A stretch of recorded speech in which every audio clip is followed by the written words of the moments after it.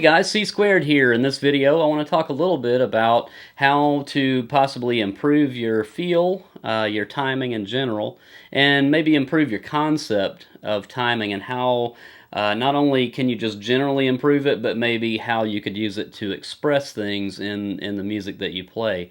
So first of all, there is a sort of a window of what is correct. So when we think about being in time, maybe the most general concept would be that, well, if I play quarter notes when it's supposed to be quarter notes or eighth notes when it's supposed to be eighth notes, then I'm doing the right thing.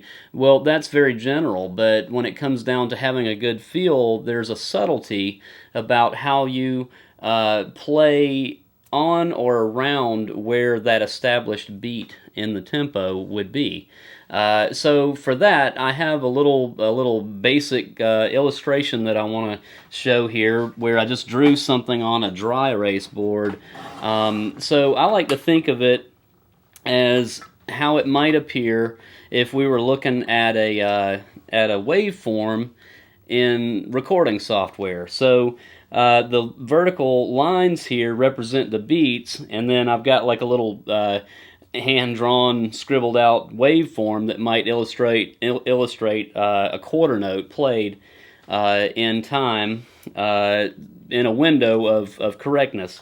So first of all, on the first example here, we have a what I would consider to be right on it. I did my best to draw this so that you see that the timing of the note that was played, the attack of that note was right on the beat. Okay, and when you do that, you get the sense of very tight sounding playing. If you do everything really super accurate in reference to where that absolute downbeat would be, and it can sound really insistent. It can really drive the music a bit. Now, if I look at the next one, I see what happens if I play a little bit ahead of the beat. Now, the long vertical line is representing absolutely where the beat is technically in the software, or just a visual representation. And then if I played a little bit ahead of the beat here, so you can see the note is actually happening slightly before it. So there'd be sort of if there were someone playing on the beat and then this other person played a little ahead, there'd be sort of a flam sound. So that's a little bit messier if two people are not interpreting that together. Now, if they're interpreting it together, it can sound right, but it's going to give sort of an anxious or energized feeling to the music. So again, this is not incorrect if it's used effectively and with order, but it will definitely give a certain type of feel. So the next one, on the third example, a little bit behind, and you can see there's a gap. So the downbeat represented by the slash here, vertical line, and then there's a gap before the note starts. Again, this would be a flammy kind of sound if someone were playing, one member played on the beat and the next member or the other member of the band played a little bit behind. Now, if that's used artfully and together, it can sound not just flammy, but it could give the groove a real kind of lazy sort of a feel. So it wouldn't have to be necessarily that things aren't going to be tight.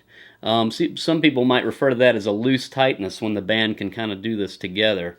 Now the last one is what people commonly refer to as pocket. So there's again a reference point of the slash here, or the line, vertical line.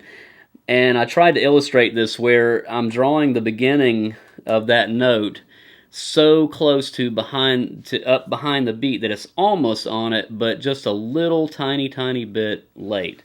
A few milliseconds maybe, depending on what the tempo would be.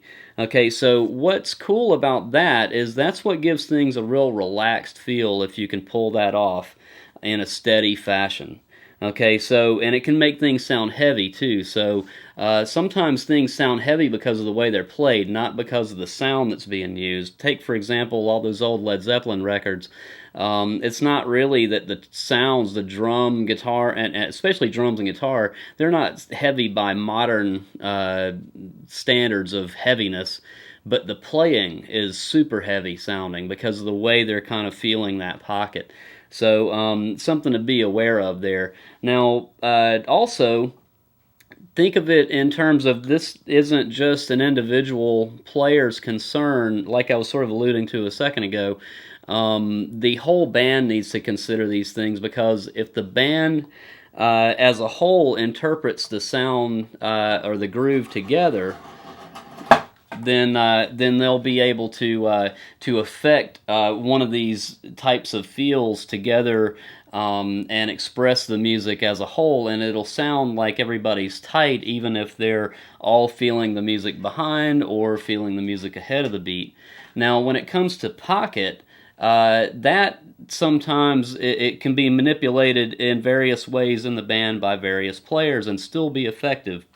One thing that I like to consider is I like to have, when if a drummer can play with the backbeat a little bit lazy feeling, like a little behind, but not necessarily play the downbeat or the ones and threes that way in a 4/4, but keep those twos and fours a little late. So in other words, like a late sounding snare, that really makes things groove. But it also requires that the bass player is feeling it that way too, and really everybody. Everybody will have to kind of feel it in a way that doesn't fight what that drummer is doing. But if you can pull that off in a band, you get a great rock and roll feel. It's a great feel for a lot of different kinds of music, and it'll make things feel heavier but more relaxed. Now, another thing to think about is generally how where in the pocket, so to speak, a player should be. So you kind of have to let bass players, I always feel like bass players need to play a little more on it, because it takes the ear a split second to actually recognize and to comprehend that low frequency, those long waveforms. And the higher notes played by the guitar player, if you're really on it or in any way in front of where those guys, the drummer and bass player, rhythm section in general, and if you're ahead of them at all, it'll really muss up the downbeats and make things just generally sound like you'll just sound anxious, and you won't sound comfortable in the band. If you can just relax a little bit as a guitar player and let bass players and drummers kind of push that ahead a little bit, think of yourself as one big giant instrument, the guitar player being sort of on the back side of the pocket, and let those guys lead the way in general. Even though, like I said, drummers, I like it when they make the 2 and 4 or the backbeat a little bit lazy. So anyway, that's some thoughts about how the band might perceive the timing, and the individual members of the band might perceive the timing to work together. Okay, so the next thing I want to talk about is a few tips that might help you to work on your timing on your own. Okay, tip number 1 is that you should take your physical being and your physiology into account when you practice and you're working on your timing in any way, which you should always be aware of your timing when you practice anyway.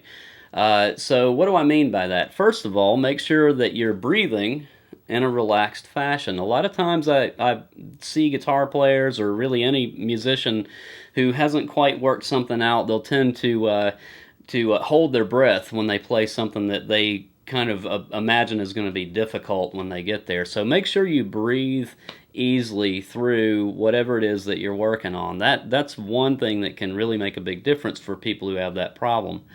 Now, another thing is to consider how efficient or inefficient your playing is, and does it need to be more or less efficient. So maybe take into account that, like for drummers, I've noticed that a lot of the really good rock drummers that I've played with that have a strong, heavy, later feeling backbeat tend to move that arm with the snare, make bigger movements than guys who play with a little more of efficient type snare technique. So just maybe notice that. I mean, if you're a drummer, that might be something to consider. And if you're a guitar player, just or any other instrument, just take that into account. That sometimes we can see a bigger movement and go, ah, that's not technically good. That guy's technique sucks or whatever. Well, that's not really true. The sound is what matters, and the expression matters. So if that bigger movement makes it work and makes it have the sound that you're looking for and the feel that you're looking for, then that is the way to do it. And sometimes that really helps a lot. Good examples of players who use those bigger movement guitar players might be Steve Morse, who has phenomenal technique. But I've seen him make a lot bigger movements than some of the other guys with his picking hand. But that's really a big part of where that pocket feel is coming from. Now, conversely, Billy Gibbons, who is also a master of timing and feel, plays with a very relaxed picking hand, and he doesn't really move very much. For somebody who, plays a relatively straightforward kind of blues style, he's got a very efficient right hand, but the timing is impeccable. So it's not a right or wrong, it's just figure out which one works for you and be aware of that. Okay, tip number 2 is that if you don't know how to count the timing, count the beats while you play, learn to do that. It's really helpful. If you can count the timing, count the beats, and play in time, then when there's a problem, not only is it just generally good for so many things about communicating timing, if there's a problem, then it's really much easier for you to troubleshoot that problem and really get down to where the problem is in your playing. So if you know how to count the timing and you find out that, oh, you realize, hey, I'm kind of messing this up on the 4th 16th note of beat 3, well then it's the 4th 16th note of beat 3. It's not a guessing game as to where the problem is. The more tools you have to analyze what you do, the better you'll be at problem solving. So just take that into account. Okay, tip number 3 is that even if you play a style that doesn't use a lot of shuffle and swing feel, I highly recommend that you practice shuffle and swing feel, because it helps you learn to relax. Because the fact of a shuffle feel or a swing feel, if you swing 8th notes, then you're making the and a little later than it normally would be, exactly dividing a beat in half. So if you can learn to relax like that, that'll make a big difference in your ability to just generally play behind enough to really feel the beat relax and the groove kind of settle in. So that's a really important thing, and I highly recommend it. I've known a lot of guys who worked on a lot of technical types of music, but just didn't really have any ability to swing things in a convincing way. So spend some time with that. It'll make a big difference. Okay, tip number 4 is to have a metronome. If you don't have one already, go get one, and make use of it. You've got to use your metronome so that you have a way to quickly develop a sense of what the actual timing is, and you're not just kind of guessing and concentrating on more things than you're really equipped to do right out of the gate. So the metronome helps you keep that constant reference point. Okay, so now another thing about the metronome is once you can master just playing with the metronome and staying generally in time, start working on manipulating those windows of correct timing the way I was describing earlier. So the next thing I like to try to do is to work on playing a faster tempo, but perceiving the metronome click as being on 2 and 4, and just have the click going half as fast. Now, there's a temptation to want to just start and go 1, 2, 3, 4, 1, 2, 3, 4, but what I really want to do is go 1, 2, 3, 4, 1, 2, 3, 4, 1, 2, 3, 4. So in that case, it feels like those clicks are kind of like I'm playing with a drummer who's hitting the snare on the 2 and 4. So what that's doing is making me feel the more of the emphasis on on the 2 and 4, the backbeat. So putting the emphasis on the 2 and 4 will kind of pull me back and help me relax a little bit with those faster tempos, because it's really easy to get out of the gate just charging on a faster tempo and really push ahead and make it feel too frantic. If you think about somebody who can really rail away on fast tempos but never feel like it's frantic and nervous, it would be somebody like Eddie Van Halen. Like Hot for Teacher or I'm the One. Those tunes, the tempo is burning, but he makes it sound so easy because he's just relaxing right back into the pocket. And playing with the metronome where you're counting 2 and 4 with the click instead of all 4 beats, or even putting it on 1 and 3. Those, feeling that 2 and 4 will really help you resolve that issue of feeling anxious on a fast tempo like that. Okay, tip number 5 is to just become more aware and use whatever tools you can to focus on the timing when you practice. Too many musicians I see practice something and they think, well, I'm going to worry about the timing later. I'm just going to get the notes right. I'm going to put them in order or whatever and try to play fast enough or whatever. That really doesn't work very well in the long run, because all it does is just reinforce this idea that what matters is playing the notes in order and not playing them in time.